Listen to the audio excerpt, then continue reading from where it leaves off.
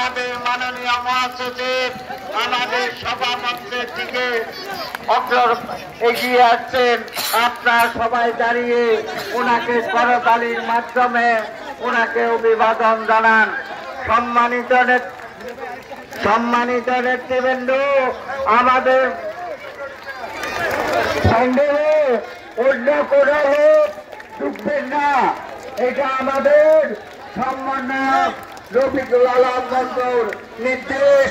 সম্মানিত নেতৃবৃন্দ, আমাদের মাননীয় মহাসচিব অভিসম্বাদিত নেতা মির্জা ফখরুল ইসলাম আলমগীর স্যার আমাদের মঞ্চের দিকে উপস্থিত হচ্ছেন। আপনারা সবাই অভিবাদন জানিয়ে তাকে সুস্বাগতম জানান। সুস্বাগতম। জাহাঙ্গীর ভাই, আপনারা পিছনে আমরা তুলতে নিতে পারি। সম্মানিত নেতৃবৃন্দ উপস্থিত, কোমলমতি ছাত্রছাত্রী ভাইরা, আপনারা আমাদের মাননীয় মহাসচিব মির্জা ফখরুল ইসলাম আলমগীর স্যার আমাদের সভা মঞ্চে এসে বসেছেন।